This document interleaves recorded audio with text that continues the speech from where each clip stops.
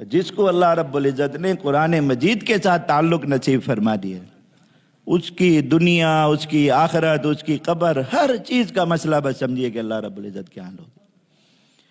دنیا کا مسئلہ حل ہو گیا۔ یہ ابھی بات بیان کی کہ لوگ مانگ مانگ کے جو چیزیں اللہ رب العزت سے لے رہے ہیں،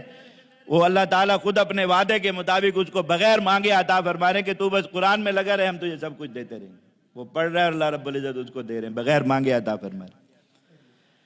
قبر کا سب سے بہترین دوست، سب سے بہترین ساتھی، متعدد روایات میں یہ بات ثابت ہے کہ قبر میں انسان کو جو سب سے زیادہ کام آنے والے اعمال ہیں، اس قبر کے اندھیرے میں، اس قبر کی بدبو میں، اس قبر کی آگ میں، اس قبر کی تنہائی اور تنگی میں جو سب سے بہترین رفیق کسی انسان کا جو عمل ہے وہ قرآن مجید کی تلاوت۔ میں کہ یہ قرآن مجید جو شخص کثرت کے ساتھ تلاوت کرتا ہے، قبر میں یہ ایک بہت ہی حسین و جمیل شخص کی صورت میں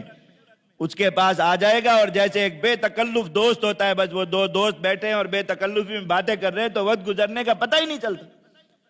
کتنا وقت گزر گیا، رات کا کتنا پہر گزر گیا، کتنی گھڑیاں چلی گئی، کتنے گھنٹے گزر گئے۔ کوئی بے تکلف اور جیسا اچھا دوست مل جائے، انسان اس سے باتیں کر رہا ہے، اس کو اندازہ نہیں ہے، بس وہ مومن اس سے باتیں کرتا رہے گا اور قیامت قائم ہو جائے گی، اس کو وقت گزرنے کا احساس نہیں ہوگا۔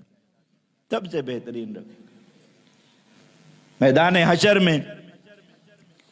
اب سارے لوگ پریشانیوں کے عالم میں اپنے اعمال کے حساب سے، گرمی اور جو ہے وہ سورج سوا نیزے پر کھڑا ہوا جلا رہا ہے اور اس پریشانی کے عالم میں جا رہے ہیں۔ اللہ کے نبی صلی اللہ علیہ وسلم فرما رہے ہیں کہ دو صورتیں قرآن مجید کی بہت کثرت سے پڑھا کرے، جو پہلی دو صورتیں بڑھی،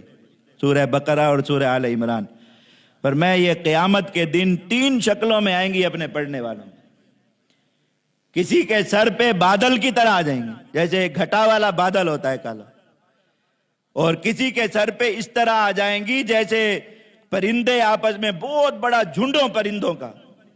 وہ اس طریقے سے جو ہے وہ آپس میں پر ملا کے اکٹھے اڑ رہے ہیں، اوپر کے ان کے پروں کے مل جانے کی وجہ سے زمین پر دھوپ نہ پڑ رہی، ان کا سایہ بن جائے پورا۔ میں یہ دو صورتیں، یا جو ہے وہ ایک سائے کی طرح ان کے سر پر آ جائیں گی اور وہ اس کی ٹھنڈک میں چلتے ہوئے میدان حشر میں جا کے کھڑے ہو جائیں گے، میدان حشر کی گرمی ان کو نہیں ستائے گی۔ یہ دو صورتوں کی بات۔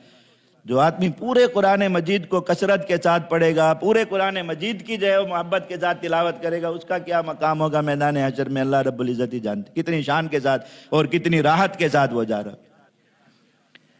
اب آگے حساب کتاب کا مسئلہ ہے، تو ہر آدمی جو ہے وہ اپنا حساب کتاب خود پیش کر رہا ہے، اور جو اس کو قرآن مجید کے عاشق کو وکیل کی سہولت میسر ہے،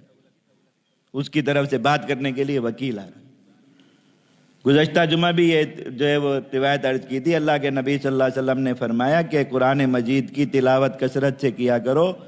فَإِنَّهُ يَأْتِي يَوْمَ الْقِيَامَةِ شَفِيعًا لِأَصْحَابِهِ۔ قرآن مجید جو ہے وہ بن کے آئے گا، سفارشی بن کے آئے گا، اور اللہ رب العزت کے حضور بات کرے۔ اللہ کے نبی صلی اللہ علیہ وسلم نے فرمایا کہ دو عمل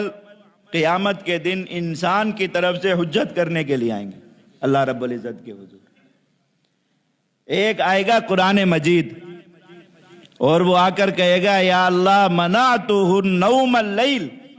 میں نے اس کو رات کو سونے نہیں دیا تھا دنیا میں، میری وجہ سے رات کو جاگتا تھا، اگر حافظ تھا نماز میں کھڑے ہو کے پڑھتا تھا، نہیں تھا قرآن مجید کھول کے پڑھتا تھا، لیکن رات میری وجہ سے جاگتا تھا، اپنا آرام قربان کرتا تھا۔ فشفعنی فی، مجھے آج اس کے بارے میں میری شفاعت قبول فرما،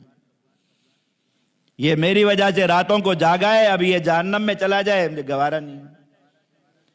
قرآن مجید کھڑا ہو کے اللہ رب العزت سے کہا۔ میں دوسرا روزہ آئے گا، نفل روزے رکھتا ہے ایک آدمی کثرت میں، روزے آئیں گے، وہ آ کے کہیں گے کہ یا اللہ ہم نے اس کو دن میں کھانے پینے سے روکے رکھا تھا،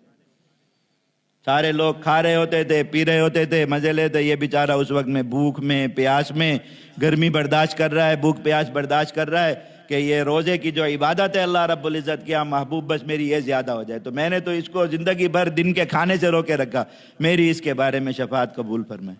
اللہ کے نبی صلی اللہ علیہ وسلم فیشفعان، اللہ تعالیٰ نے فرمائیں کہ ٹھیک ہے تم اس کی سفارش کرو، اور ان کی سفارش قبول کی جائے گی۔